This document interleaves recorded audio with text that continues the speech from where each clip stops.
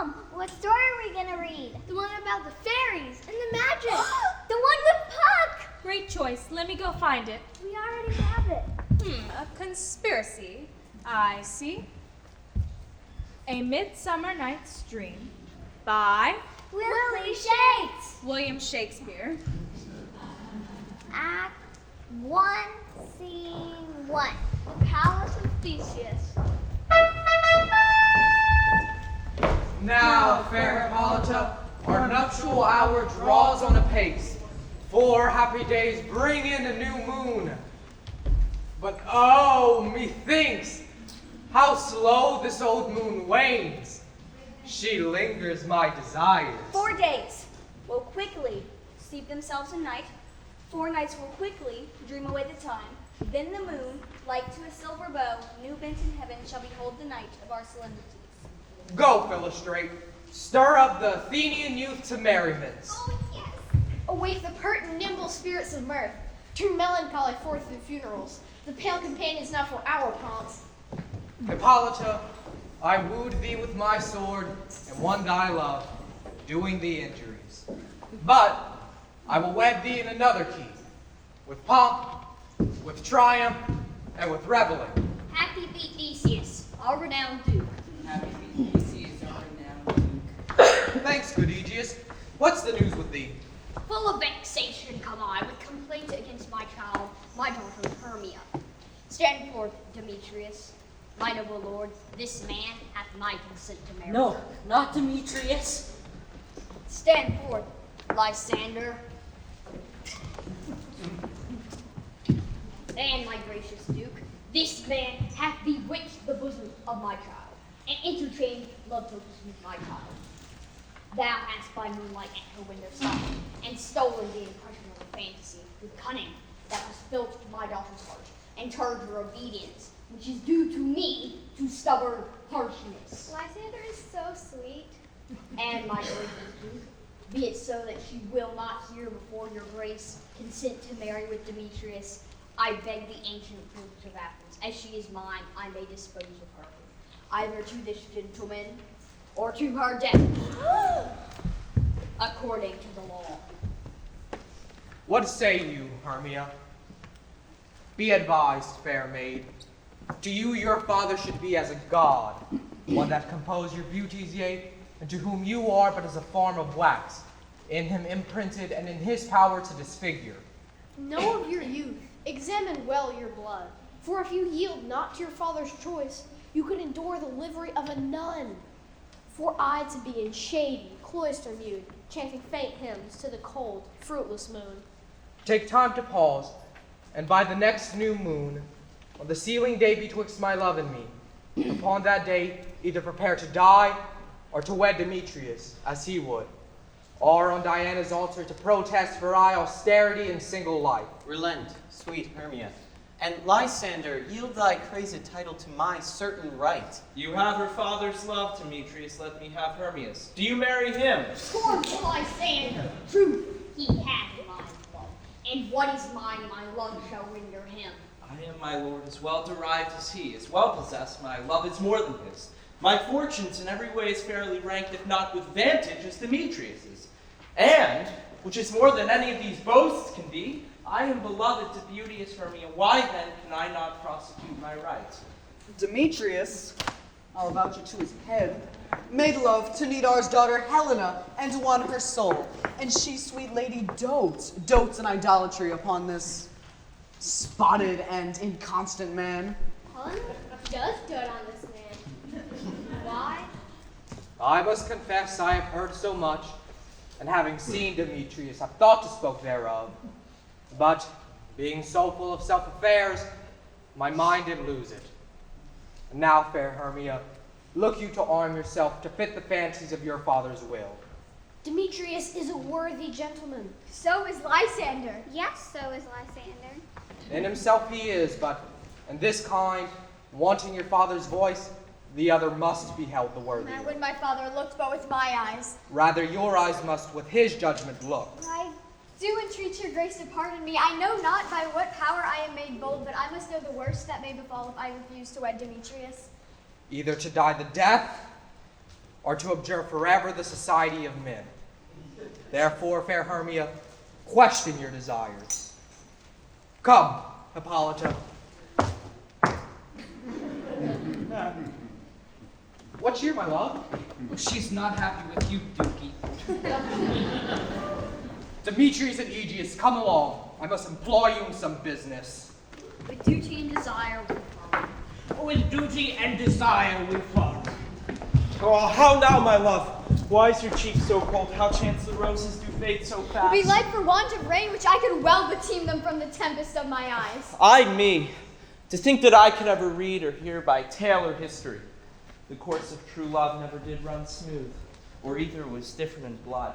Or else misgraft in respect of years, or else it stood upon the choice of friends. Is there no sympathy in choice? War, death, and sickness would lay siege to it all. It would be as momentary as a sound, swift as a shadow, short as any dream. If then true lovers have been ever crossed, it stands as an edict in destiny. Then let us teach our trial patience, because it is a customary cross, as due to love as thoughts and dreams and sighs. A good persuasion. Therefore hear me, Hermia. I have a widow aunt, a dowager with great revenue who hath no child. Her house is remote to Athens 7 leagues. Yes, she respects me as her only son. And there, gentle Hermia, may I marry thee. It is to that place the sharp Athenian law could not pursue us. If thou lovest me, steal forth thy father's house tomorrow night, and in a wood a league without the town, I shall be waiting for thee. My good Lysander, I swear to thee by Cupid's strongest bow, by all the simplicity of Venus's doves, by that which knitteth souls and prospers loves, by all the vows that ever men have broken, number more than ever women spoke. In that same place thou hast appointed me, tomorrow truly will I meet with thee. You promise, love? Ah, look, here comes Helena. Godspeed, fair Helena.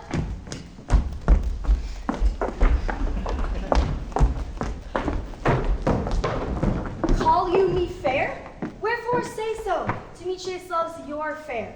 Your eyes are lodestars, and your tongue sweet air, more tunable than lark to shepherd's ear. When wheat is green, when hawthorn buds appear, oh, sickness is catching where favor sow. Yours would I catch, fair Hermia, ere I go. My ears should catch your voice, my eye your eye, my tongue should catch your tongue's sweet melody.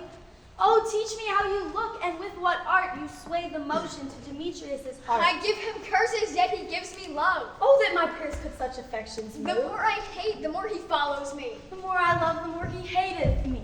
Take comfort. He no more shall see my face. Lysander and myself shall fly this place. Lysander and Hermia will fly this place.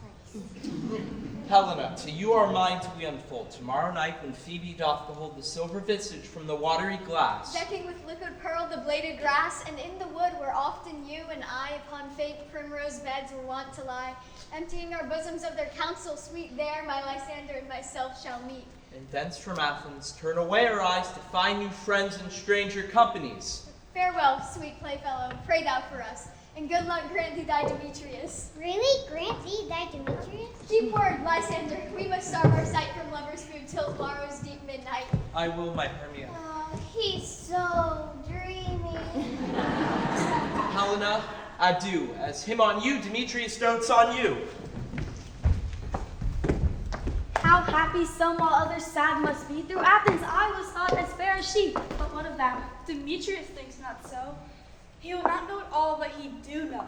Things base and vile, folding no quantity, love can transpose to form and dignity. Love looks not with the eyes, but with the mind, and therefore is winged Cupid painted blind. For Demetrius looked on Hermia's eye, and he hailed down oaths that he was only mine. I will go tell him of fair Hermia's flight. Then will he tomorrow night pursue her. And for this intelligence, if I have thanks, it is a dear expense. But here in me nigh to enrich my pain, to have his sight thither and back again.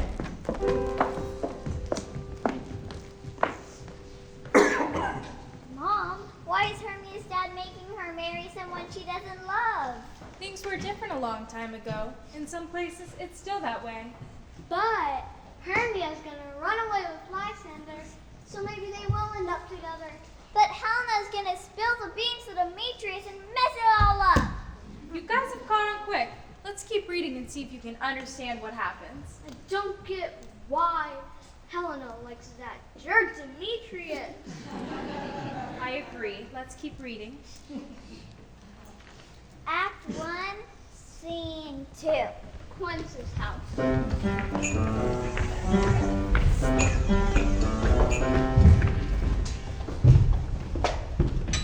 Ils ont leur componimate. You had best to call them generally, man by man, according to the script. Here is the scroll of every man fought feet through all the battles to play in the interlude before the Duke and the Duchess. Are you finished? On their wedding day at the night time. First, good Peter Quince. Say what the play treats on, then read the names of the actors. A play is the most elementary comedy and most tragic game. A Pyramus and Thisbe. Yes, I love that play. A very good piece of work, I assure you, and a merry, now, good Peter Quince. Call forth the actors by the scroll. Masters, spread yourselves.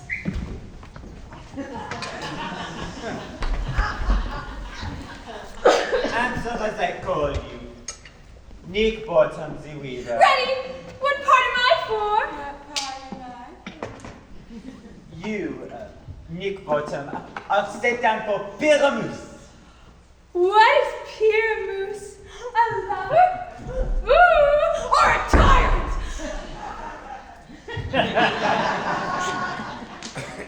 A lover that kills himself, most gallant for love.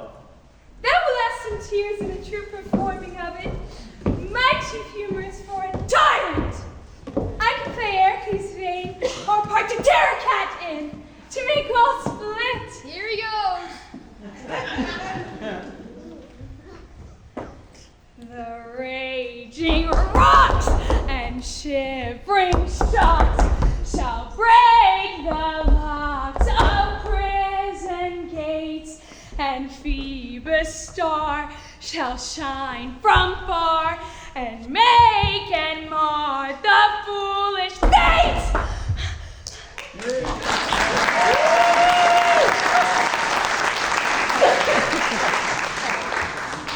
Thank you. This is lofty. What did I just witness?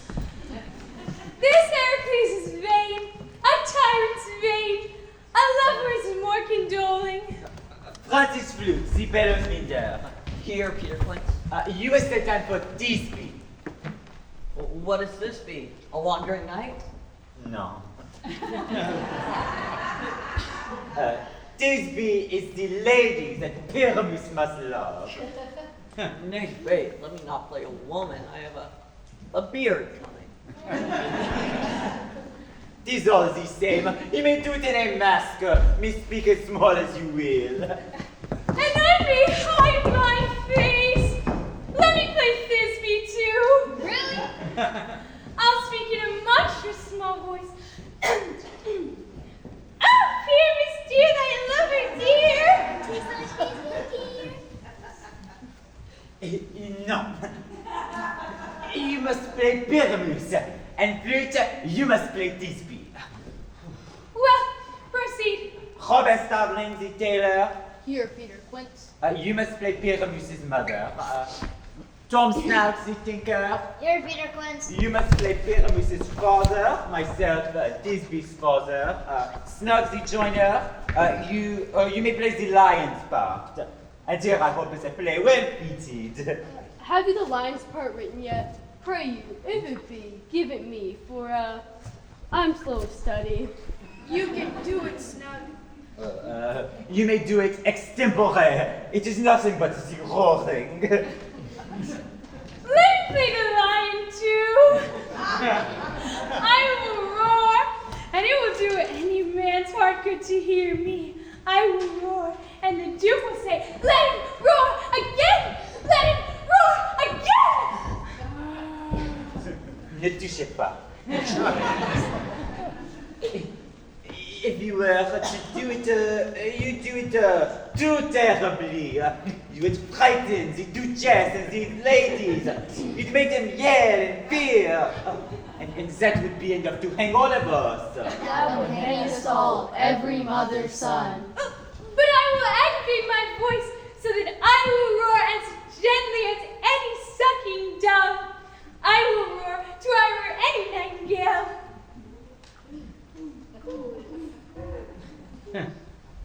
No! No! No! You will play no part but Pyramus. Oopsie. Pyramus is a proper man, a most gentlemanlike man, the manliest of men. Therefore, you must play Pyramus. You understand? Yeah. Well, proceed. Masters, I am to entreat you, request you, and desire you to meet me a mile without the town, in the palace woods by moonlight. Romantic. There we will rehearse. For if we meet in the city, we shall be dogged by the company. I pray you all, fail me not. We will meet, and there we will rehearse most obscenely and courageously. At the Duke's Oak we meet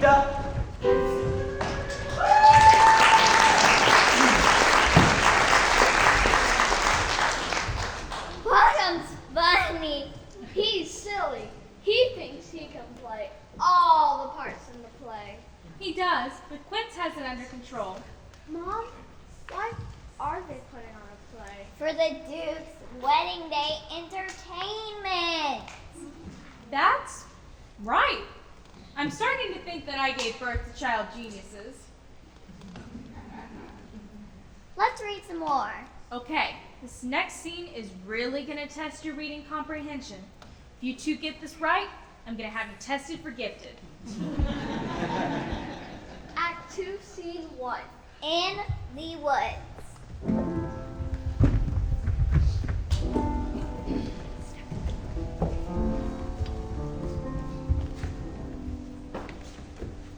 How now, spirit? Whither wander you?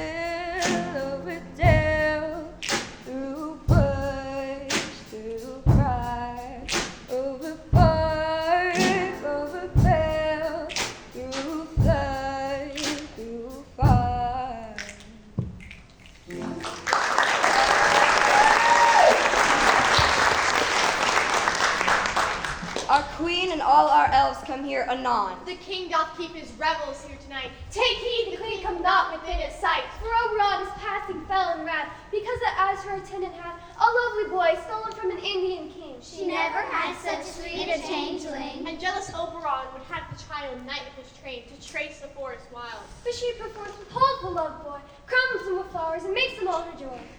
Either I mistake your shape and making quite, or else you are that shrewd and knavish sprite called Robin Goodfellow. Are not you he? Thou speakest all right. I am that merry wanderer of the night. I jest to Oberon and make him smile. And oft with madcap pranks his moons beguile. That sometimes lurk I in gossip's bowl. And when she drinks against her lips, I bob. And on her withered breast she spits her ale. Or some old aunt telling some old sad tale. Sometimes for 3-foot stone mistaketh me, then slip I from her bone, down topple she. And all about do sneeze and laugh and swear a merrier hour was never wasted there. But room fairies, here comes Oberon. And here my mistress. Would that he were gone.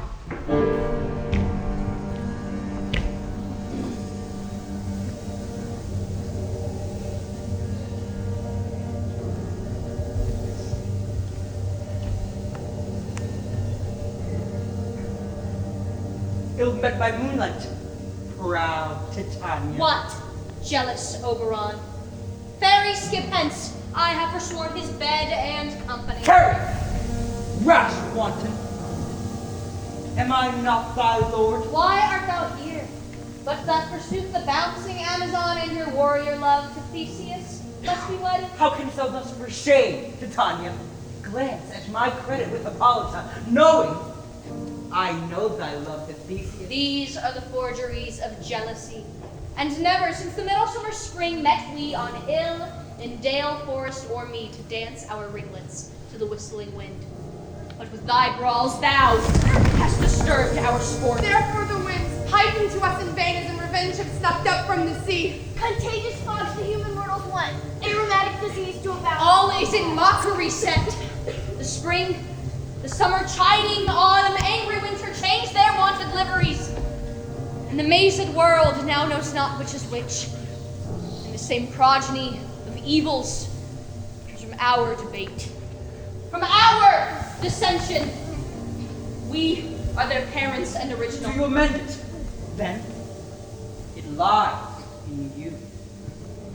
Why should Titania cross her Oberon? I do but beg a little changeling boy. Fairyland vies not the child of me. His mother was a votaress of mine order. And in the spiced Indian air by night, full often hath she gossiped by my side, and sat with me on Neptune's yellow sands. Then she, her womb then rich with my young squire, would fetch me trifles, and return again as from some voyage, rich with merchandise. But she, being mortal, of that boy did die. And for her sake, I do rear up her boy, and for her sake, I will not part with him. How long within this wood intend you stay? Perchance till after Theseus' wedding day. If you will patiently dance in our rounds and see our moonlight revels, go with us. If not, shun me, and I will spare your heart. Give me that boy, and I will go with thee. Not for thy fairy kingdom. Fairies, away! We will chide downright if I longer stay.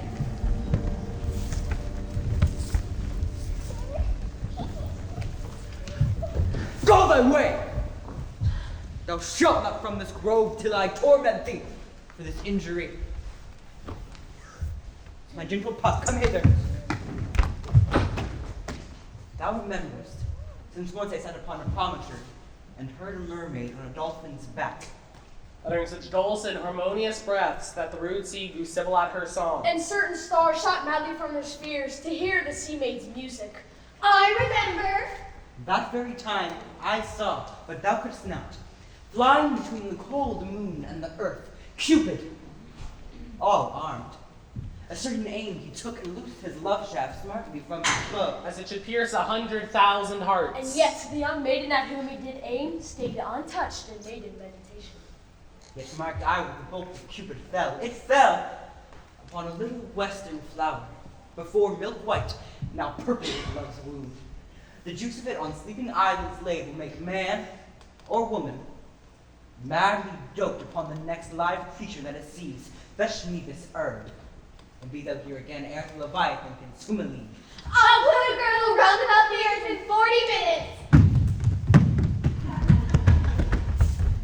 Having once this juice, I'll watch Titania while she is asleep and drop the liquor of it in her eyes. The next thing then she waking looks upon, be it on lion, bear or wolf or bull, a meddling monkey, or on missy ape, she shall pursue it with the soul of love.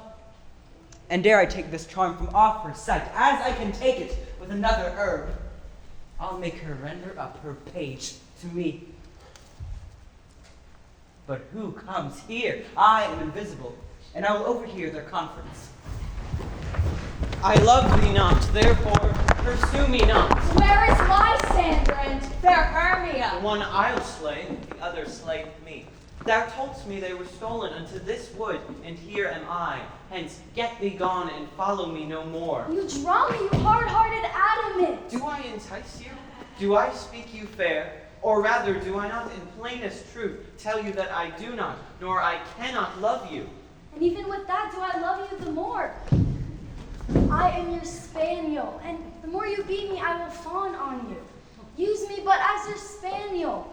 Spurn me, strike me, neglect me, lose me, only give me leave, unworthy as I am to follow you. Tempt not too much the hatred of my spirit, for I am sick when I do look on thee. And I'm sick when I look not on you. Oh, you two, impeach your modesty too much to leave the city and commit yourselves into the hands of one that loves you not. To trust the opportunity of night and the ill counsel of a desert place with the rich worth of your virginity. Your virtue is my privilege. It is not night when I do see your face. Therefore I think I am not in the night, nor doth this wood lack worlds of company. And for you in my respect are all the world. I'll run from thee and hide me in the Briggs, and leave thee to the mercy of wild beasts. The wildest have not such a heart as you. Run when you will, the story should be changed. Apollo flies in, Daphne holds the chase. I'll follow thee and make a heaven of hell to die upon the hand that I love so well. Fare thee well, nymph. Ere he do leave this grove, thou shalt fly him, and he shall seek thy love. Hast thou the flower there? Welcome, wanderer. There it is! I pray thee, give it me. I know a bank where the wild thyme blows. Where oxlips and the nodding violet grows. There sleeps Titania, sometime in the night. Lulled in these flowers with dances and delights. And with the juice of this, I'll streak her ice and make her full of hateful fantasies. Take thou some of it, and seek through this grove. A sweet Athenian lady is in love with a disdainful youth. Anoint his eyes, but do it when the next thing he espies may be the lady. Thou shalt know the man by the Athenian garments he hath on. Affect it with some care, that he may prove more fond on her than she upon her love. And look thou meet me ere the first cock crow. Fear not, my lord, your servant shall do so. A lot happened in that scene. You're right. I think it's time to put those analysis skills to the test. Why are Titania and Oberon fighting? Because Oberon wants a changeling boy, and Titania won't give him to her. And because they're the king and queen of fairies, it makes things in nature a little upset. And Oberon's planning to play a mean trick on Titania so that he can steal the changeling boy. And he's sending Puck to play a trick on Demetrius to try to make him fall in love with Helena. Demetrius deserves a trick. He's mean to Helena. She needs to stay away from him. You're right. She could use a bit more self-esteem. Personally, this conversation just boosted my self-esteem. Is it too early to start looking at colleges for kids? I guess you can't help who she loves. I hope I don't fall in love with somebody like that. You won't if you stay focused and work towards an Ivy League scholarship. Who needs romance when you have a high-paying career?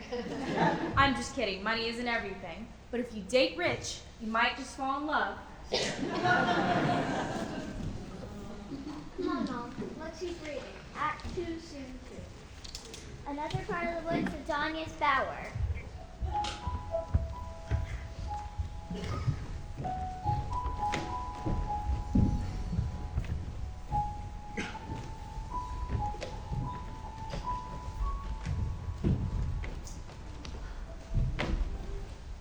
Come, my quaint spirits, sing me now to sleep, then to your offices and let me rest.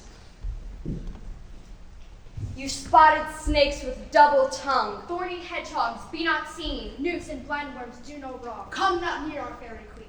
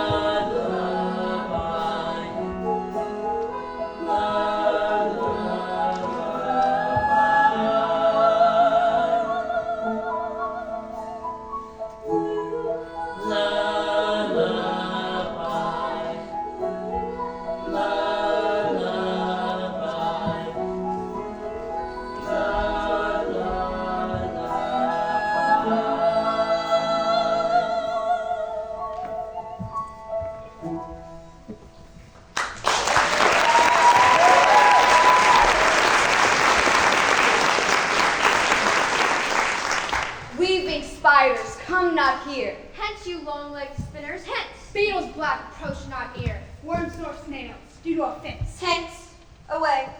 Now all is well. One aloof stands sentinel.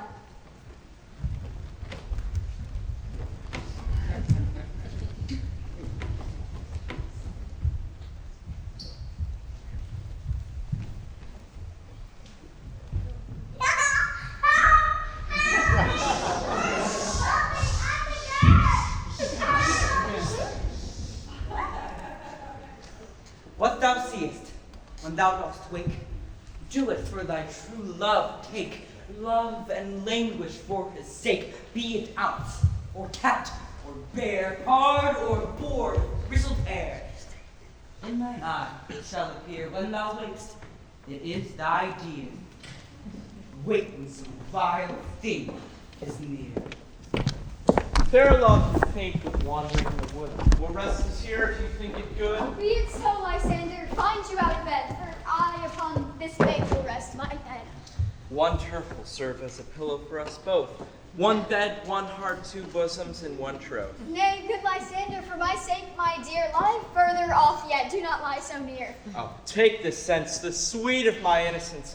By your side, no bedroom me deny. Lysander riddles very prettily, but gentle friend for love and courtesy lie further off. Amen. Amen to that fair prayer say I. Here is my bed, sleep will give thee rest. I'm surprised. Lysander tried that? Me too. Through the forest have I gone, but Athenian found I none. On whose eyes I might approve this flowering force in stirring love.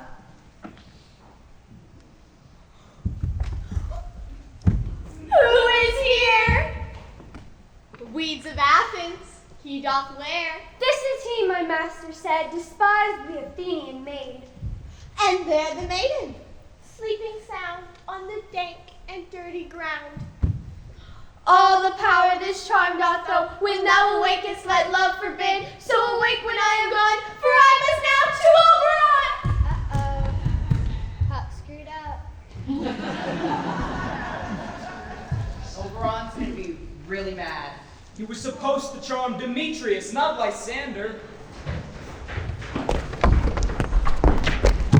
Stay, though thou kill me, sweet Demetrius. I charge thee hence, do not haunt me thus. Oh, wilt thou, darkling, leave me? Do not so. Stay on thy peril, I alone will go. Oh, I am out of breath in this fawn chase.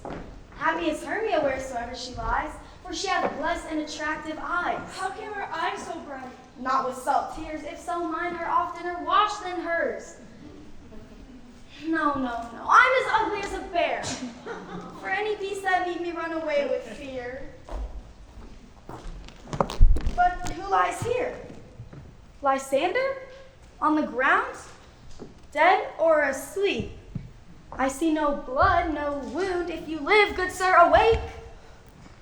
And through fire I will for thy sweet sake. Do not say so, Lysander. Say not so, Lord, what though? Yet Hermia still loves you, then be content. Content with Hermia? No, I do repent. The tedious minutes I gave with her I've spent. It is not Hermia I love, but Helena. Who would not change a raven for a dove? Wherefore was this keen mockery born? And at your hand did I deserve this scorn? Is it not enough, young man, that I did deserve a sweet look from Demetrius' eye? But you must flout my insufficiency? Good troth, you do me wrong. Good sooth, you do in such disdainful manner me to woo. But fare you well. She sees not Hermia. Hermia, sleepest thou there, and never come Lysander kneel. And I will give all my power to honor Helena and to be her knight. Oh no. To honor Helena and to be her knight.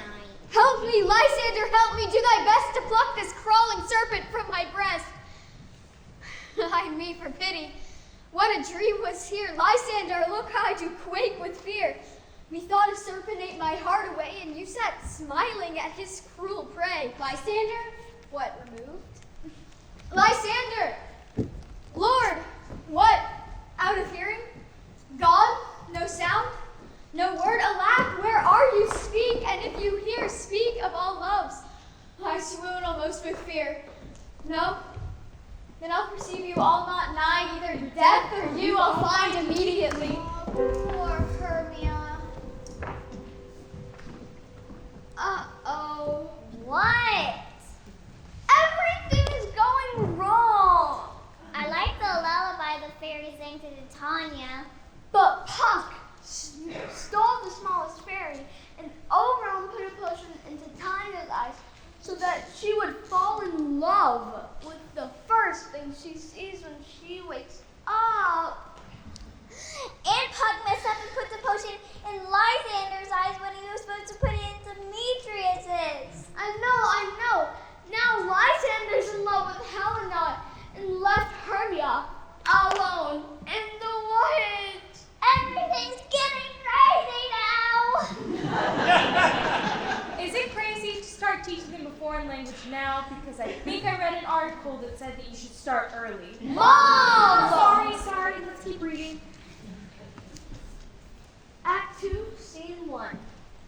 The woods near Titania's bower.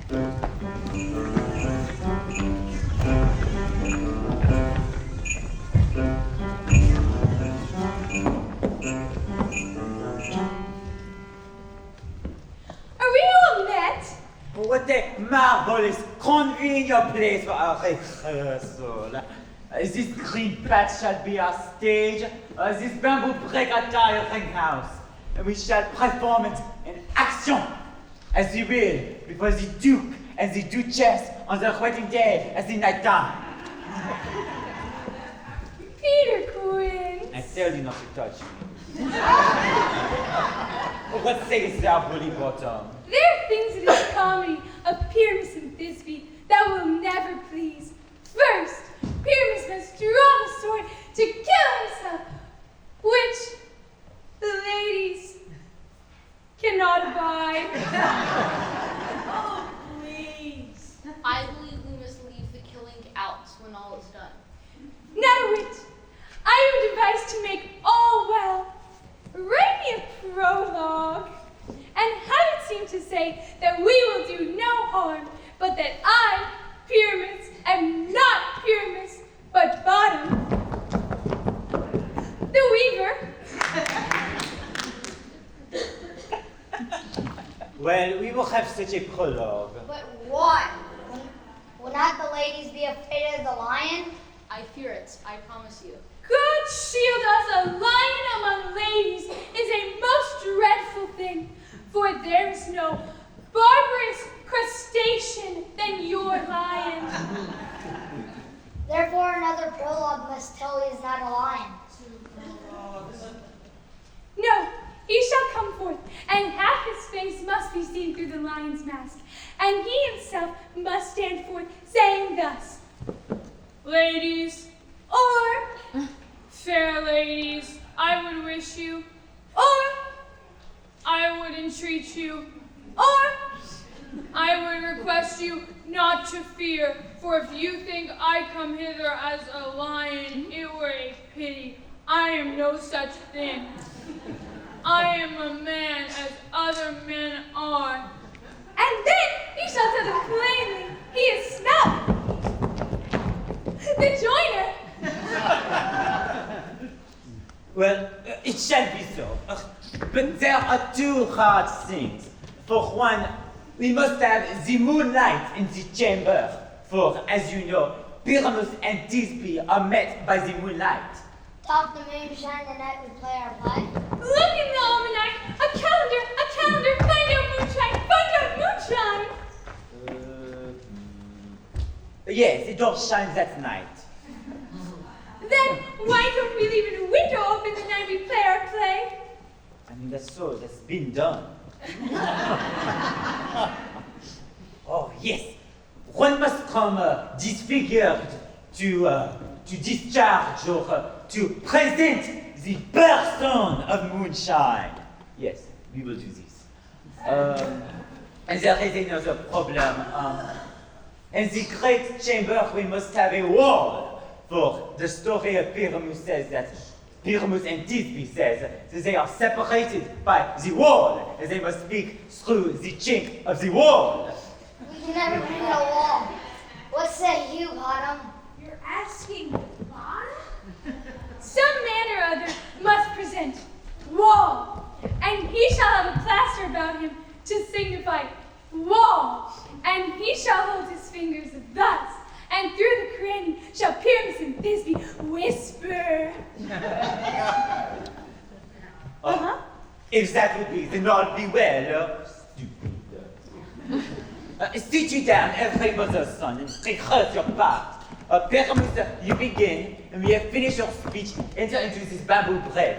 And so the rest of you, according to your cue. What strangers do we have wandering here, so near the cradle of the fairy queen? What a play toward! I'll be an auditor, an actor, perhaps if I see cause.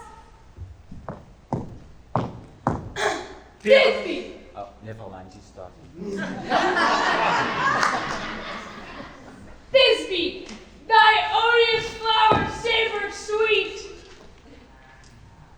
It's odeurs. Odeurs. Odors, savor sweet. So hath thy voice, my dearest Thisbe, thine. But hark, a voice, stay thou here awhile, and by I will thee return. A strange Pyramus that e'er played here. Must I speak now? Yes. For you must understand, Pyramus is gone but to see a noise he has heard. He will return shortly. May speak your speech.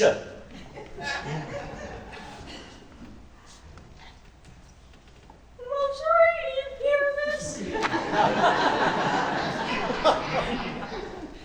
Most lily whites of hue! Of color like the red rose on triumphant rare! Most frisky juvenile, precious gemma most bright, oh, as true as the truest horse! Again would never tire, all meet thee, Pyramus, and these two. Niños hombres, you are not to speak that yet. Well, you speak on your part at once. You are to answer that to Pyramus when he returns, mon Dieu. Pyramus, you may enter the queue past, 'tis never tire. Oh, as true as the truest horse, that they would never tire. If I were fair Thisbe, I were only thine. Oh, monstrous! Oh, strange! Oh, prematures! Blind!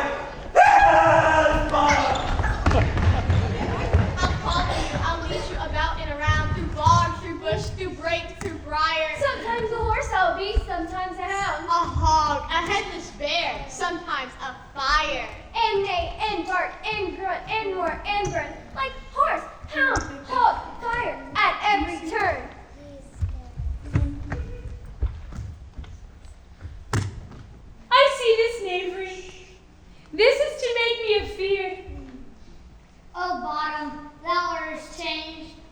I see on thee. Oh, bless thee, bottom! Thou art changed! Thou art a type mortified!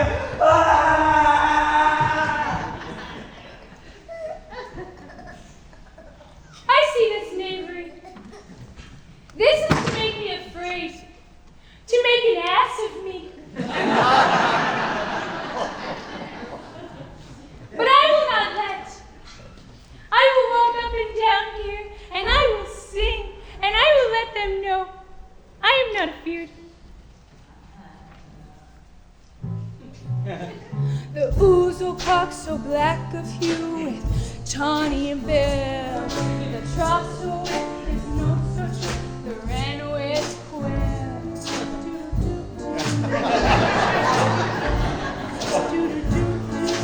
What angel wakes me from my flowery bed?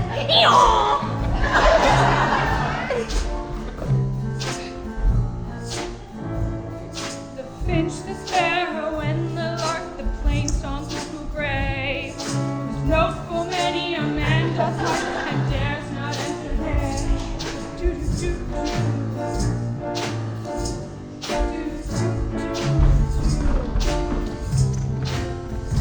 Oh, I pray thee, gentle mortal, sing again. Mine ear is much enamored of thy note, so is mine eye enthralled to thy shape. When thy fair virtues perforce doth move me upon the first year to say, to swear I love thee. Okay. Methinks, mistress, you should have little reason for that, but love and reason keep little company nowadays. Nay, I may bleak upon occasion. Oh, thou art as wise as thou art beautiful. Then not so, for if I had wit enough to get out of this forest, I need not to serve mine own turn. Oh, out of this wood do not desire to go. Thou shalt remain here, whether thou wilt or no. I am a spirit of no common rate, and I do love thee. Therefore go with me, and I'll fetch thee fairies to attend on thee, and they shall give thee jewels from the deep, and sing while thou on pressed flowers dost sleep. Oh, and I will purge thy mortal grossness so, thou shalt like an airy spirit go. Peas blossom, cobweb, moth, and mustard seed. Right, here's I. And I. Where shall we go?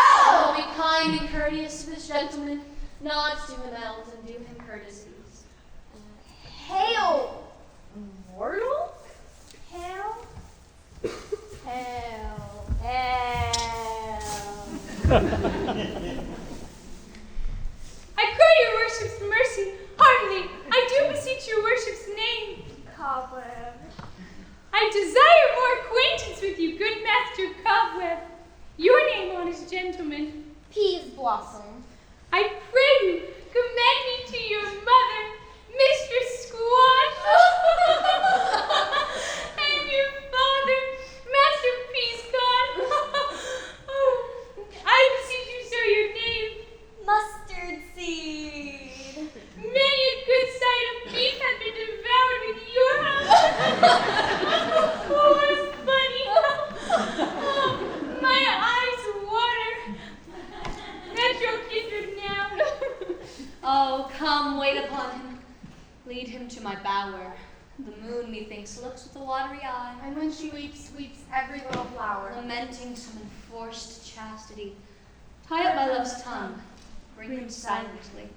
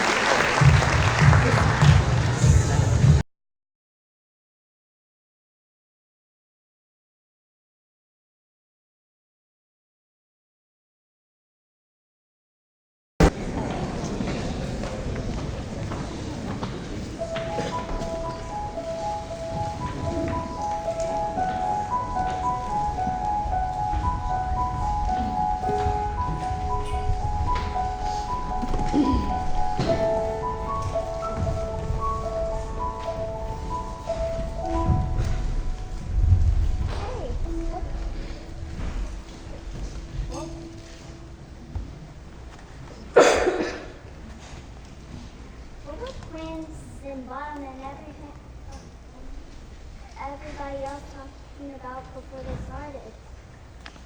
I don't know. I think it's funny when Bottom gets turned into an asshead. You guys are so smart. Mom's not. I left my book on the kitchen.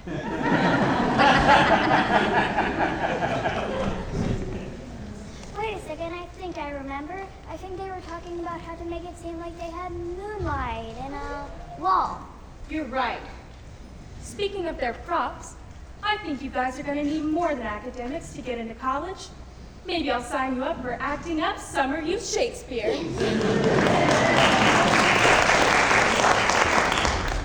Anyway, you might not have heard, but I think it's so funny when Bottom gets turned into an asshead. I know, when he scares his friends up and wakes at Tanya and she falls in love with him.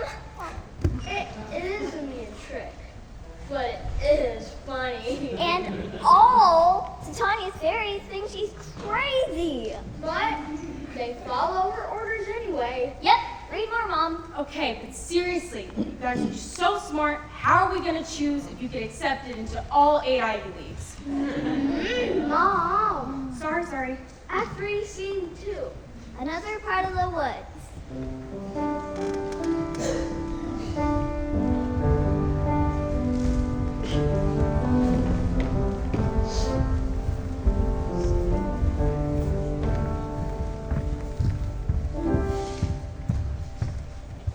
I wonder if Titania be awaked.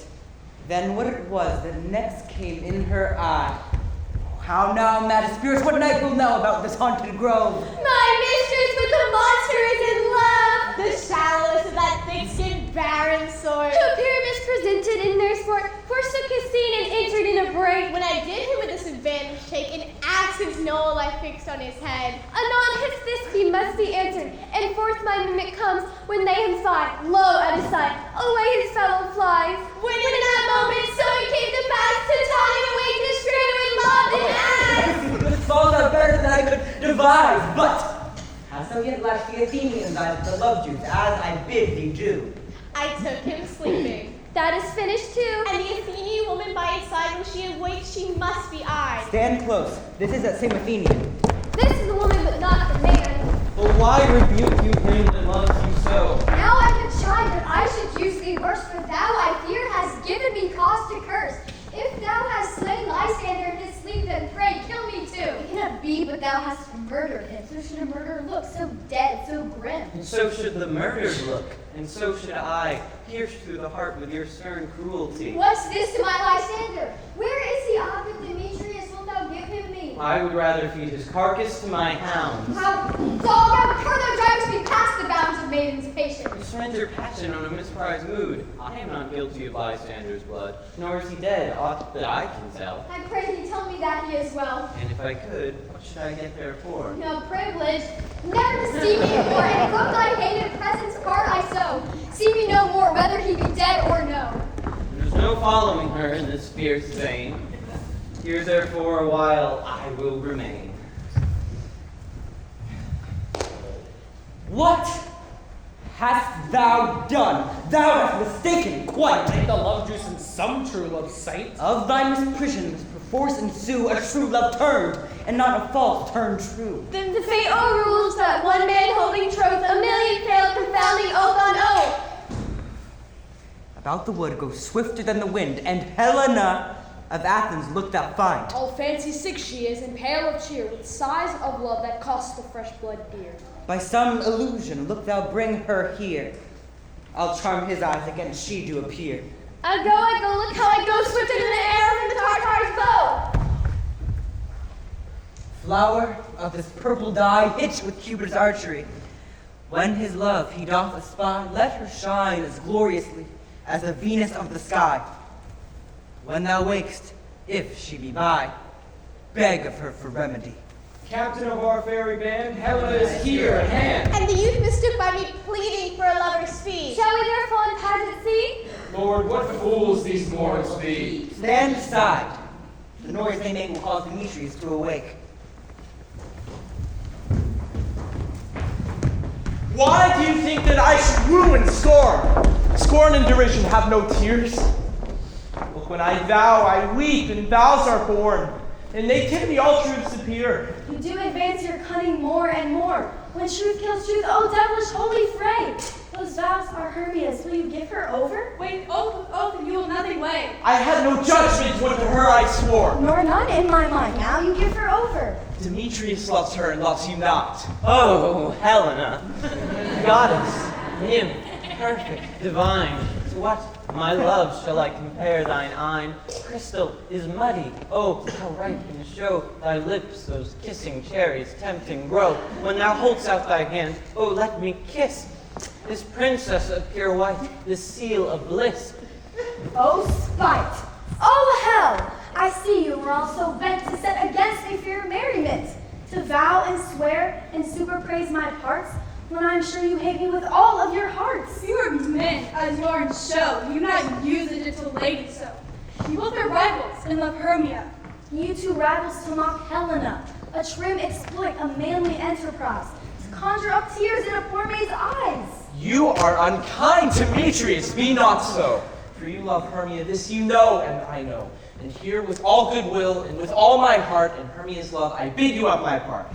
And yours of Helena to me bequeath, whom I do love and will do till my death. Never did mockers waste more idle breath. Lysander, keep thy Hermia, I will none. If e'er I loved her, all that love is gone. My heart to her as guest-wise sojourn, and now to Helen is at home returned there to remain. Helena, it is not so. Disparage not the faith thou dost not know, lest to thy peril thou pay it dear. Oh, look, what thy love comes, yonder is thy dear. Dark night of me eye dysfunction takes, the ear more quick of apprehension makes. Oh, thou art not by mine eye, Lysander found, mine ear I thank it brought me to thy sound, but why unkindly did thou leave me so? Why should he whom love doth press to go? What love could press Lysander from my side? Lysander's love that would not let him bide. Why Helena, the tell morning me? gilds the night. Could not me make this know that hate I bear thee made me leave thee so? You speak not as you think it cannot be. Lo, she is one of this confederacy. Injurious Hermia, most ungrateful maid. Have you conspired, have you with these contrived to bait me in this foul derision? After all the counsel that we two have shared, sisters' vows, all school day friendship, childhood innocence now gone from us? Oh, and all's forgot, two lovely berries molded on one stem. And to rend our ancient love asunder and joining in men to scorn your poor friend? It is not friendly, 'tis not maidenly. I'm amazed at your passionate words. I scorn you not. It seems that you scorn me. Have you not set Lysander as in scorn to praise my eyes and face? And have you not set your other love, Demetrius, who did spurn me with his foot? Call me goddess, nymph, divine, and rare, precious, celestial? Wherefore speaks he this to her he hates? And wherefore doth Lysander deny your love and show me affection? But by your setting on, by your consent. I understand not what you mean by this. I do persevere, counterfeit sad looks, make mouths upon me when I turn my back. Wink each other, hold the sweet jest up. But fare ye well, 'tis partly my own fault, till death or absence soon shall remedy. Stay, gentle Helena, hear my excuse. My love, my life, my soul, fair Helena. Oh, excellent! Sweet, do not scorn her so. If she cannot entreat, I can compel. Thy threats have no more effect than her weak prayer. Helena, I love thee, by my life I do, and I will prove to anybody that says I love not thee. I say I love thee more than he can do. Then withdraw and prove it so. Wait, come. Lysander, where to tend all this? Hang off, thou bird, thou cat, thou vile thing, or I will shake thee like a serpent. Why are you grown so rude? What change is this? Sweet love. Yes, sooth, and so do you. What? Should I harm her? Strike her dead? Though I hate her, I will not harm her so. What can you do me greater harm than hate? Hate me wherefore? Oh me, what news, my love, am not I Hermia? Are not you Lysander? I am as fair now as I was erewhile. Since night you loved me, and since night you left me. Why, then you left me, oh the gods forbid in earnest, shall I say? I, by my life, I never did desire to see thee more. Therefore be out of hope, of doubt, of question. Be certain, 'tis no jest, that I hate thee and love Helena. Oh me! You juggler! You canker blossom! You thief of love! What, have you come by night and stolen my love's heart from him? Fine, I faith. Have you no modesty? No maiden shame, no touch of bashfulness? What, will you tear impatient answers from my gentle tongue? 5-5. You counterfeit. You puppet you. Puppet? Why so? That way goes the game. You are not grown so high in his esteem, but that my nails cannot reach into thine eye! I pray you, though you mock me, gentlemen, let her not hurt me. I was never cursed. I have no gift at all in truishness. Let her not strike me. Good Hermia, do not be so bitter with me. I evermore did love you, Hermia. Did ever keep your counsels, never wronged you? Save that in love unto Demetrius. I told him of your stealth unto this wood. He followed you, and for love I followed him. And now so that you will let me quiet go, to Athens I will bear my folly back and follow you no further. Let me go. See how simple, how fond I am? Why, get you gone. Who is it that hinders you? A foolish heart that I must leave here behind. What, with Lysander? With Demetrius. Be not afraid, she shall not harm me. No, she shall not, though you take her part. When she is mad, she is keen and shrewd. She was a vixen when she went to school. And though she be but little, she is Oh, fierce. little again, nothing but low and little. Why will you suffer her to flout me? Thus let me come to her. Get gone, you dwarf! You bitter not harass me! You beat, you acorn! You are too officious. In her behalf that scorns your services, let her alone. But speak not of Helena. Take not her part, for if thou dost intend so little show of love to her, thou shalt abide. See how she holds me not. Follow me if thou darest, which is thine or mine and Helena. What, follow? Nay, I'll go with thee. Cheek by jowl. You, mistress, all this coil is long of you. Nay, go not back. I will no longer stay in your cursed company. Your hands than mine are quicker, for a friend. My legs than yours are longer to run away. I am amazed and know not what to say.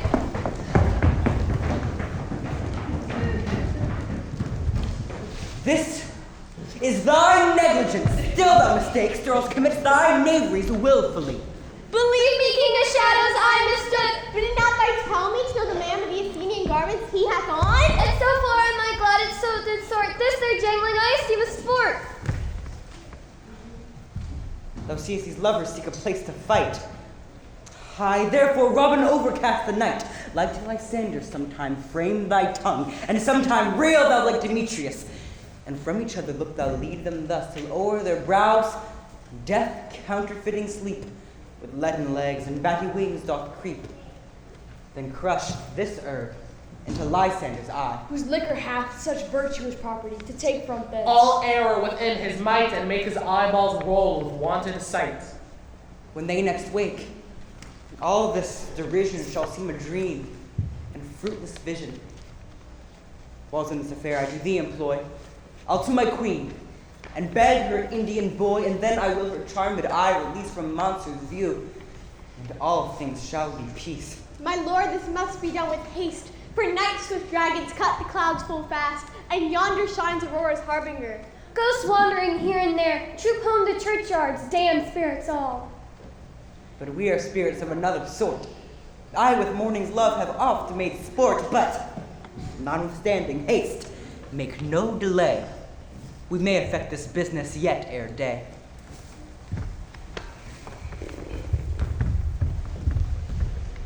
Up and down, I will lead them up and down. I am feared and feel in town, goblin lead them up and down. Here comes one. Where art thou, proud Demetrius? Speakest thou now? Here, villain, drawn and ready, where art thou? I will be with thee straight. Follow me then to plainer ground. Lysander, speak again. Thou runaway, thou coward, art thou fled? Speak, in some bush. Where dost thou hide thy head? Thou coward, art thou bragging to the stars, telling the bushes thou lookest for wars? Coward, draw on me! Yea, art thou there? Follow my voice, we'll try no manhood here. He goes before me, and still dares me on. When I come, there he goes, and then he is gone. That I have fallen into dark uneven way. Here is my bed. Sleep will give thee rest. I hope Puck can fix this mess. Ho, ho, ho, coward! Where art thou? Abide me, if thou darest, for well I wot thou runn'st before me, shifting every place. Thou darest not stand, nor look me in the face. Where art thou now? Come hither, I am here. Nay, and thou mockest me. Thou shalt buy this fear if ever I thy face by daylight see. Now go thy way. Faintness constraineth me to measure out my length on this cold bed. By day's approach look to be visited. O weary night, O long and tedious night, abate thy hour, shine comforts from the east, that I may back by Athens by daylight. This that my own company can detest, sleep that sometimes shuts up sorrow's eye, steal me a while from mine own company. Yet but three. Come one more, two of both kinds makes up four. Here she comes, cursed and sad. Cupid is a knavish lad, thus to make poor females mad. Never so weary, never so in woe, I can no further crawl, no further go. Here will rest me till the break of day. Heaven shield Lysander, if they meet a fray. On the ground, sleep and sound, I'll apply to your eye gentle love or remedy. When thou wakest, thou takest true delight in the sight of thy former lady's eye. And the country proverb known, every man shall have his own, and all shall be shown. Jack shall have Jill, naught shall go ill. That man shall have his mare again, and all shall be well.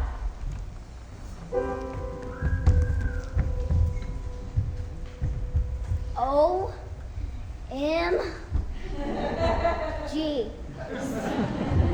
So much has happened. I know.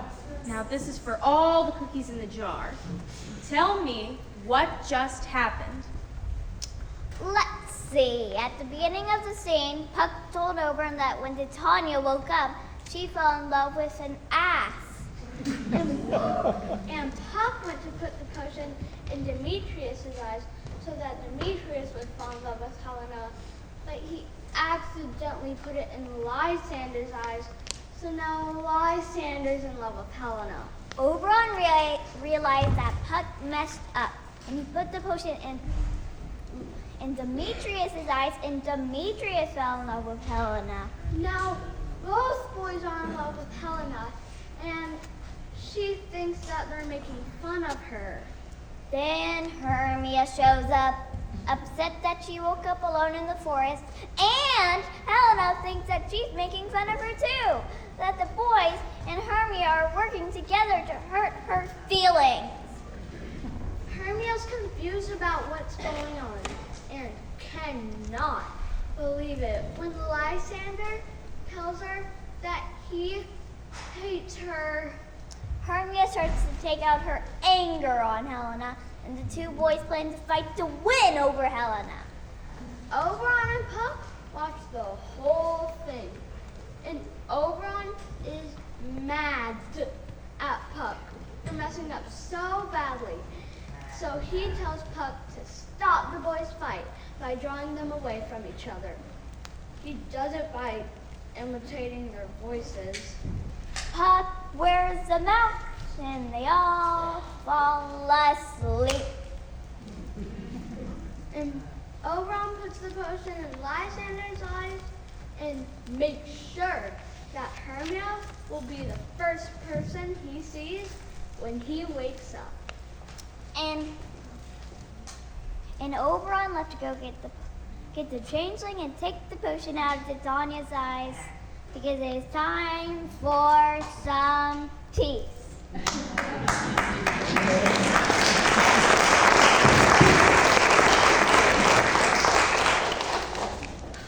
You guys are just so smart, and you're gonna go so far in life, and I'm gonna get to live in the nicest nursing home. Come on, Mom, let's keep reading. Act 4, Scene 1. The woods, Titania's bower.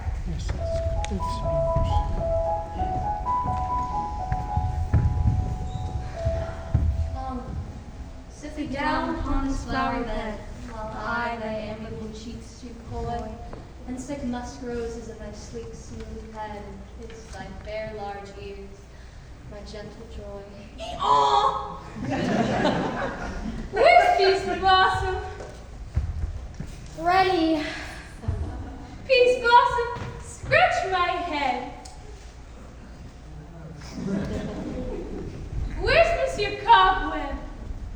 Ready.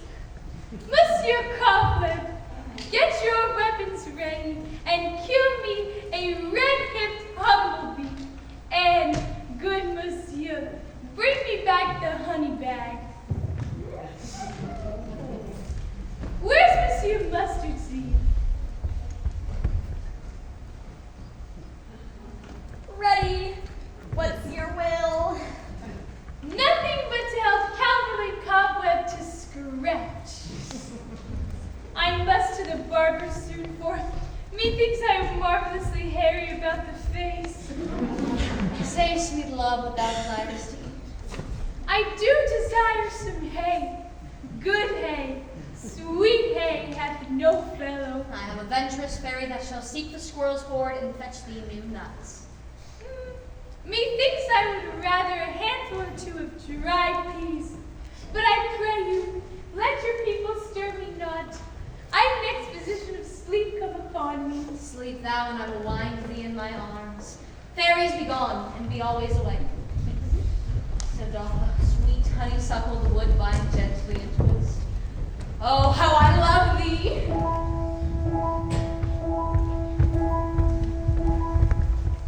Welcome, good Robin.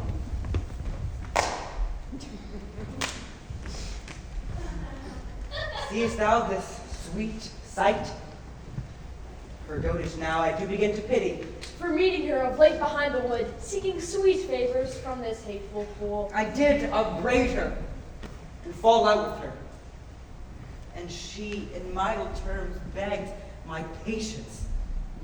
I then did ask of her her changeling child, which straight she gave me, and her fairy sent to bear him to my bower in fairyland. And now I have the child. I will undo this hateful imperfection of her eyes. Gentle Puck, take the transformed scalp off the head of the Athenian swain, that he awaking when the others do may all to Athens and back again repair. And may they think no more of the night's accidents, but as a fierce vexation of a dream. But first, I will release the fairy queen. Be as thou was wont to be. See as thou was wont to see. Dian's bud, or Cupid's flower, hath such force and blessed power. Now, my Titania, wake you, my sweet queen. Oh, my Oberon, what visions have I seen? Methought I was enamored of an ass. There lies your love. How came these things to pass? Oh, how my eyes do loathe his visage now. Silence a while. Robin, take off this head, Titania. Music call, and strike more dead than common sleep of all these 5%. Music, oh, music, such as charmeth sleep.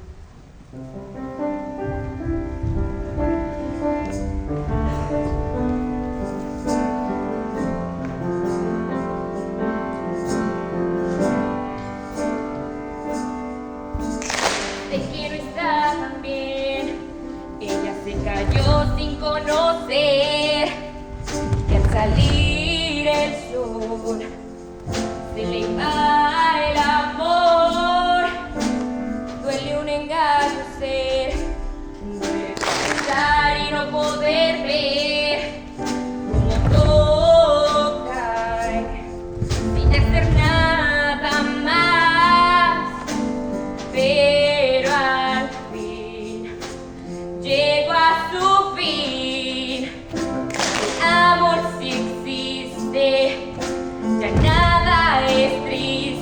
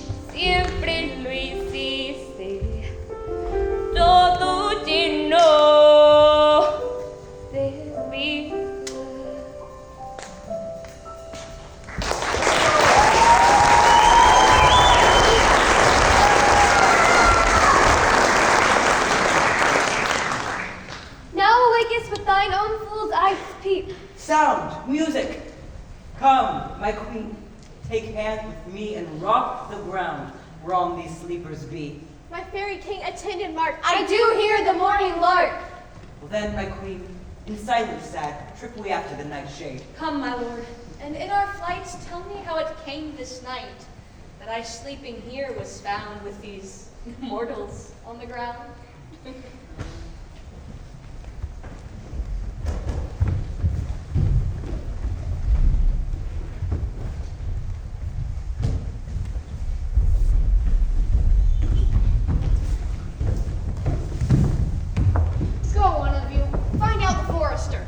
My love shall hear the music of my hounds. Dispatch, I say, and find the forester. We shall, fair queen, up to the mountain's top make mark of the musical confusion of hounds and echoes in conjunction.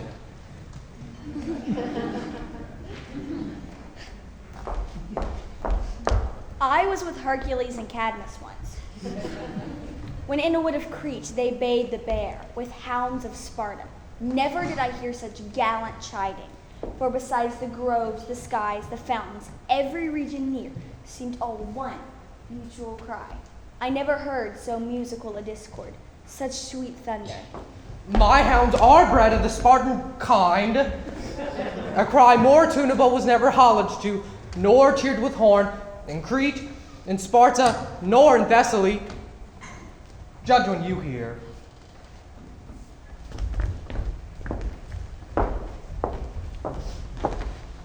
What soft! What nymphs are these? Finally! This is my daughter Eurystheus, this Lysander, this Demetrius, this Helena. I wonder of their being here together.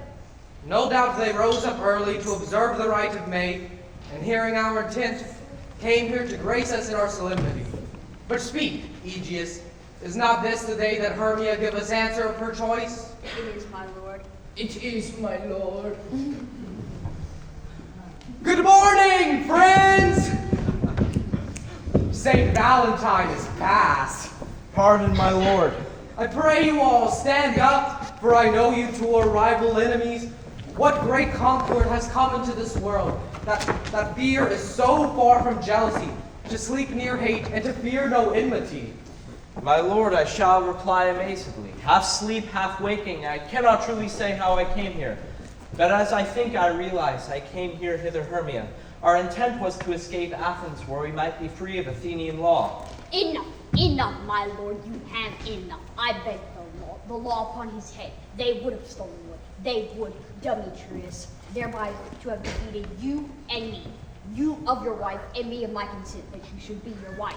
My lord, fair Helen told me of their stealth, of this their purpose hither to this wood, and I in fury hither followed them, fair Helena in fancy following me, but I wot not by what power. By some power it is my love to Hermia melted as the snow.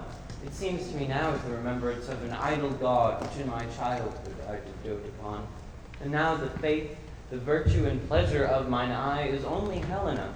To her was I betrothed ere I saw Hermia, but as in sickness did I loathe this food. Now in health comes my natural taste, and I do wish it, love it, long for it, and will evermore be true to it. Will you? Fair lovers, you are fortunately met. Aegeus, I shall overbear your will, for in the temple by and by with us shall these couples eternally be knit. And now that our mourning has come to a rest, we shall set aside our purpose hunting. Follow us to Athens, 3 and 3, and there we'll hold a great feast and solemnity. Come, Hippolyta. Oh, they're all going to get married. These things seem small and indistinguishable. Methinks I see things with a parted eye, and everything seems double. So methinks I found Demetrius like a jewel, mine own and not mine own. Your own and not your own? Are you sure that we are awake, then? He did bid us follow to the temple. Yea, and my father. And Hippolyta. Why, then we are awake. Come, let us follow him, and by the way we shall recount our dreams.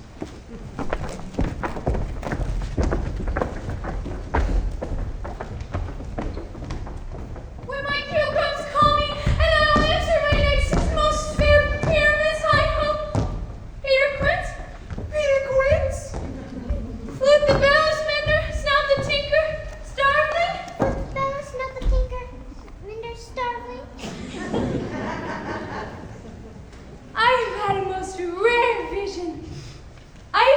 dream past the wit of men to say what a dream is. Man is but an ass. I will have Peter Quince write a ballad of this vision, and it shall be called Bottom's Dream, for it hath no bottom. And I will sing it at the latter end of the play for the Duke. So what do you think? Things are starting to settle down. Yes, and? I think it's funny when Titania and her fairies are spoiling Bottom. And finally, Oberon shows up and wakes Titania and they make up. But that wasn't very nice. Using magic to steal the changeling boy? Maybe Titania will get him back. Or maybe, now that they've made up, they will share the changeling boy. Oh, yeah. Bonus question. What about the 4 asleep in the woods? Well, the Duke, Hermia's dad, and Hippolyta found them in the woods. When they woke up, Lysander and Hermia loved each other again, and Demetrius left Helena. So the Duke said, Well then, let's all get married on the same day. Then Bottom woke up and named his adventure Bottom's Dream. Do you think he'll find his friends and perform the show? I think so. Let's find out. Act 2, Act 4, Scene 2. Quince's house.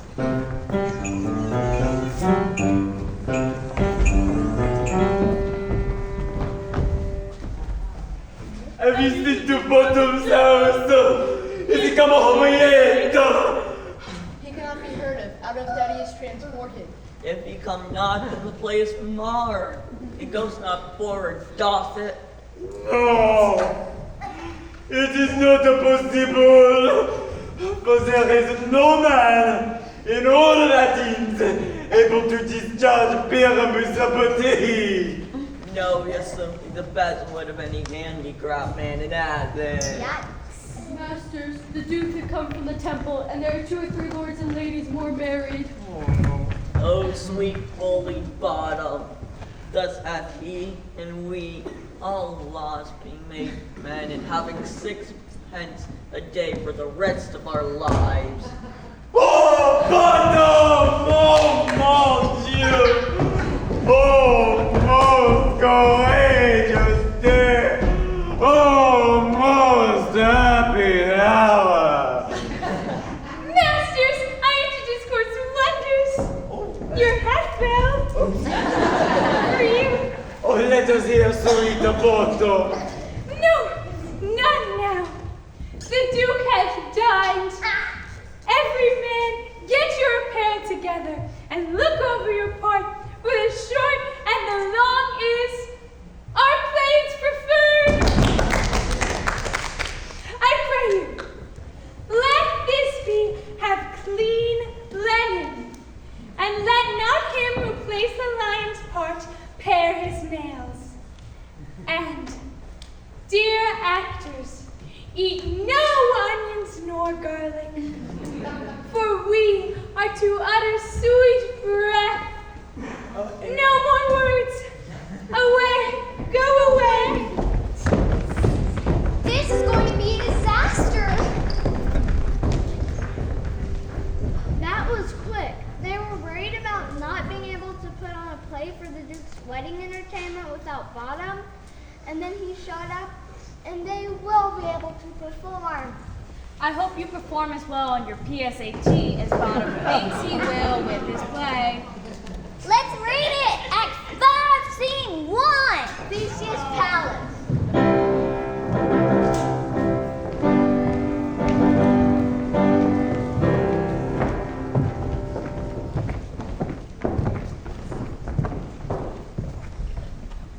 It is strange, my Theseus, that these lovers speak of.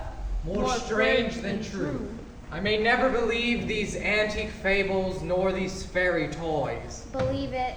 Lovers and madmen have such seething brains, such shaping fantasies that apprehend more than cool reason ever comprehends. But all the story of the night told over, and their minds transfigured so together, it grows to something of great constancy, but howsoever strange and admirable. Here come the lovers, full of joy and mirth. Joy, good friends, joys and days full of love accompany your hearts. You bore unto us in your royal walks, your board and your bed. Come now, what masks, what dances shall we have? Say, where's our usual manager of mirth? Call Phil straight. Here, mighty Theseus. Say, what abridgments have you for this evening? Here, make choice of which your highness will see to first.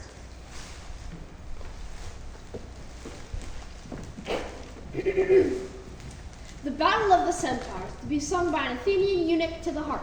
Ugh, well, none of that. The riot of the tipsy bacchanals tearing the Thracian singer in their rage.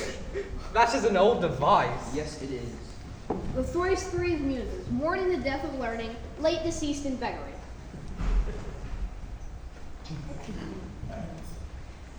A tale of young Pyramus and his love of Thisbe, a very tragical mirth. Merry and tragical, tedious and brief. A play there is, my lord, some 10 words long, which is as brief as I've known a play. But by 10 words, my lord, it is too long, which makes it tedious. And tragical, my noble lord, it is. For when Pyramus there and doth kill himself, which I saw rehearsed, and I must confess, made mine eyes water, but more merry tears, for the passion of loud laughter never shed. What are they that play it? Hard-handed men that work in Athens here, which never labored in their minds till now, and now toiled with their unbreathed memories with this same play against your nuptial. And we will hear it. Seriously? No, my noble lord, it is not for you. I will hear it, for never anything can be amiss. With simpleness and tutti dendere. Go! Bring them in. I love not to see wretchedness overcharged and duty in her service perishing. Why, my love, you shall see no such thing. Nothing can be amiss where duty is. I have come where great clerks have purposed to greet me with premeditated welcome, where I have seen them shiver and look pale, make periods in the midst of their sentences, throttle their practiced accents and their fears, and I have thought them none the worse for that. Trust me, sweet. Tongue-tied simplicity and least speak most to my capacity. So please your grace, the prologue is addressed. Let him approach. Here it goes.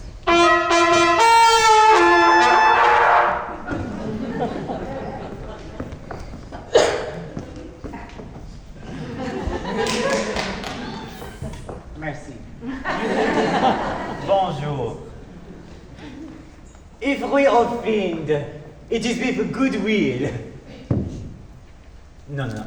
If we offend, it is with goodwill that we come not to offend, but with goodwill, to show our simple skill, for that is the beginning of our end. The actors are here at hand, and with their show, they will show you the likes of which you are like to know. Indeed, he hath played on his prologue, like a child on a recorder, a sound but not government. This speech was like a chain, all disordered but nothing impaired. Who is next?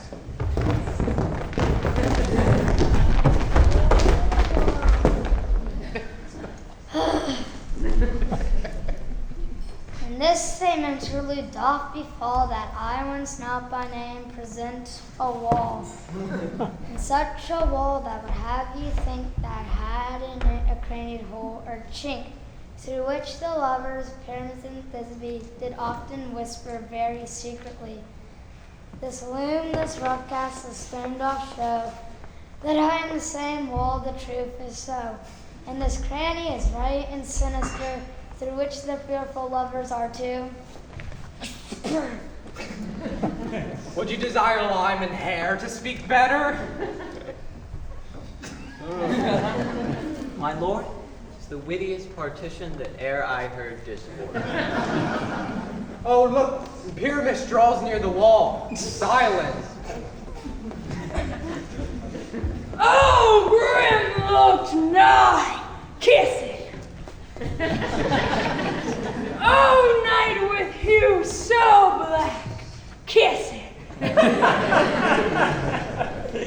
Oh, night whichever art when day is not. Ooh, ooh, ooh, ooh. Oh, night. Oh, night. Alack. Alack. Alack. I fear my Thisbe's promises forgot.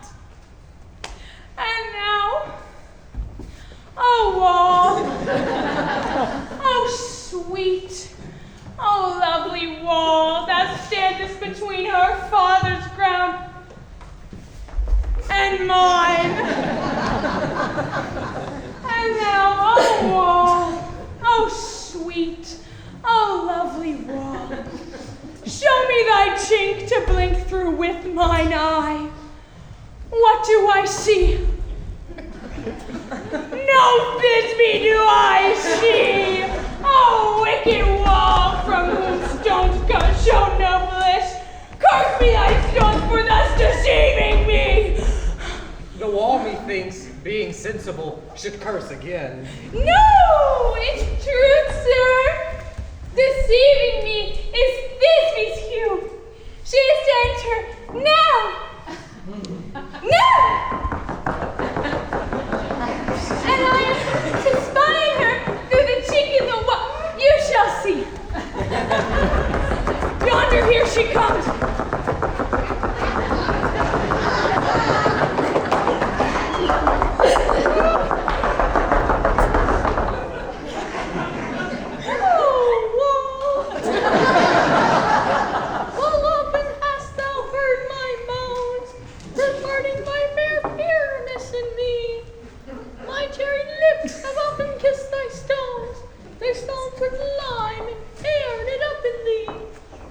I see a voice! And I'm to the chink where I can hear my Thisbe's face!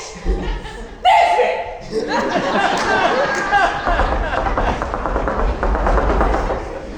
My love thou art, my love I think. Think what thou wilt, I am thy lover's grace. Oh, kiss me through the hole in this vile wall. Okay,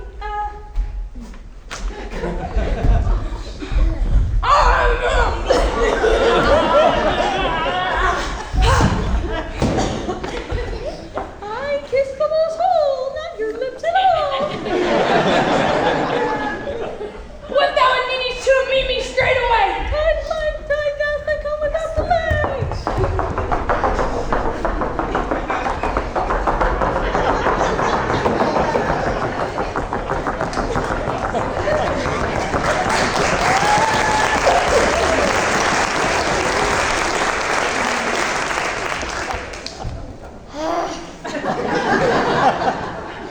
Thus have I, wall, my part discharged, and with being done, thus wall doth go.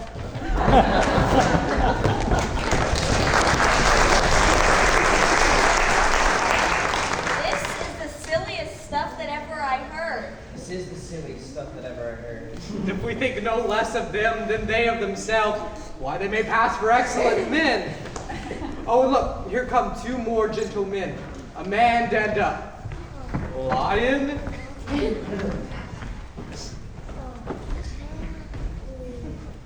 You ladies, you, whose gentle hearts do fear the smallest monstrous mouse that creep on floor, may now perchance both quake and tremble here, when lion rough in wildest rage doth roar.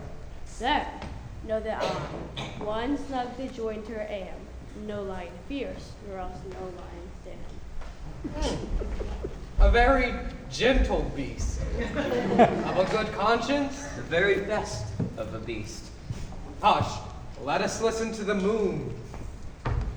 This lanthorn doth the hornman present. This lanthorn doth the hoar moon present. Myself the man, the moon it do seem to be. This is the greatest error of them all, for it should be that the man goes into the lanthorn. I mean, why else isn't the man in the moon? He dared not go but for the candle. I am aweary of this moon. Would he would change? And yet in courtesy, we must stay the rest. Proceed, moon. All that I have to say is that this lanthorn is the moon. I, the man, the moon. This thorn brush, my thorn brush, and this dog, my dog. What could happen next?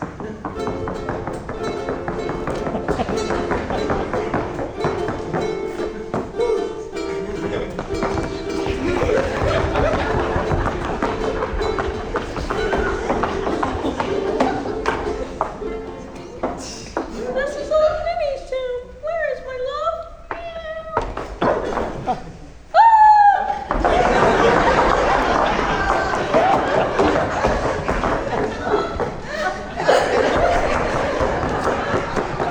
Well roared, lion. Well run, Bisbee. Well shown, moon. Truly the moon shines with a good grace. Well mouse, lion. And then came Pyramus. And so the lion vanished. Sweet moon, I thank thee for thy sunny beams, kiss me. For by thy gracious, golden, glittering gleams, I shall see the truest Thisbe sight. But stay, oh spite, but mark, poor knight, what dreadful dole is he here? Oh, dainty duck, oh dear, eyes, do you see this?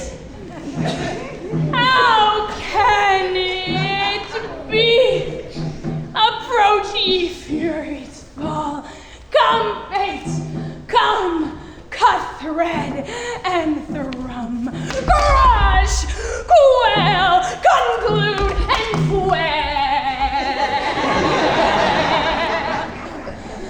Be true, my heart. But I pity the man. Wherefore nature didst thou lion frame? That lion here has thus deflowered my dear. Witches? No. Which was the fairest dame that lived, that loved, that liked, that looked with cheer. Come, dears, confound our sword and wound the pap of Pyramus. The left pap, where the heart doth hop, and thus die I, thus.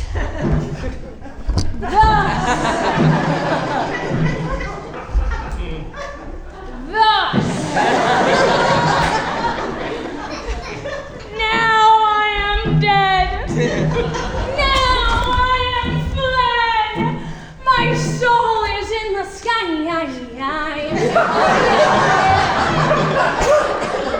That was good. Tongue, lose thy light. Moon, take thy flight. Now I die.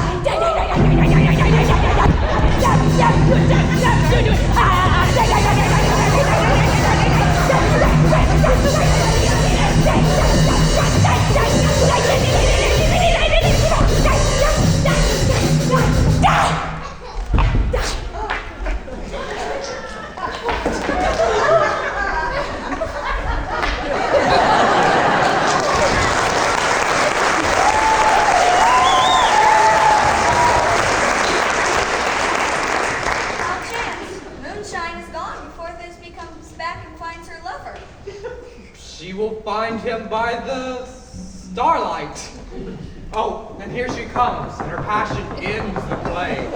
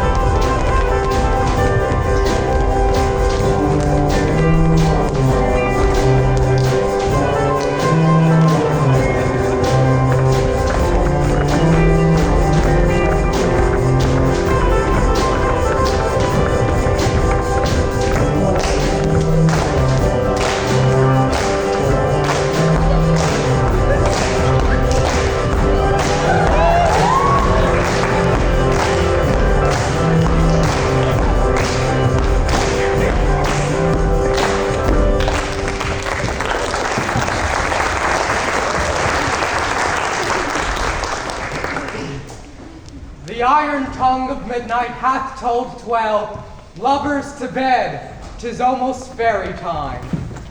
I fear we shall outsleep this coming morn, as much as we this night have overwatched. That was the silliest thing ever. I think Hippolyta and English majors would agree with you. And everyone else who watched. The fairies are coming out soon. It's time for us to go to bed. You have a big day tomorrow, studying for the LSAT, and you're going to get a lot of sleep. Good night, Mom. Love you. Thanks for the story. Good night. I love you both.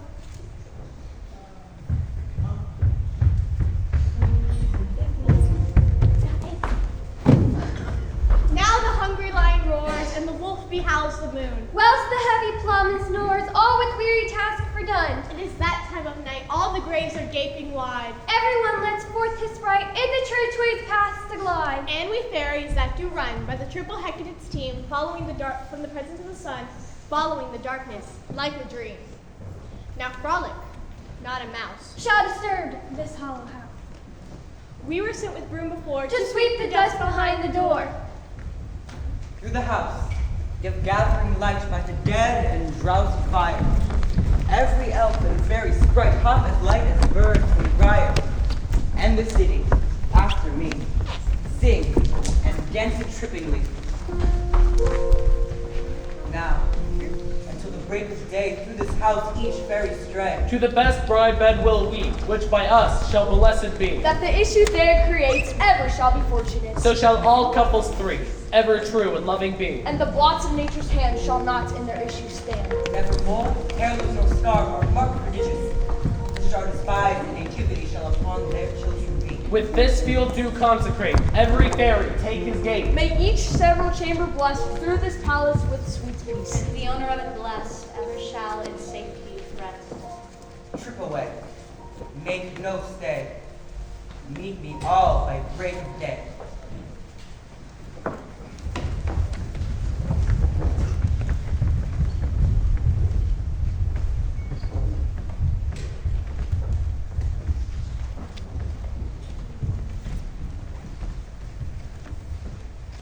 If we shadows have offended, think but this and all is mended.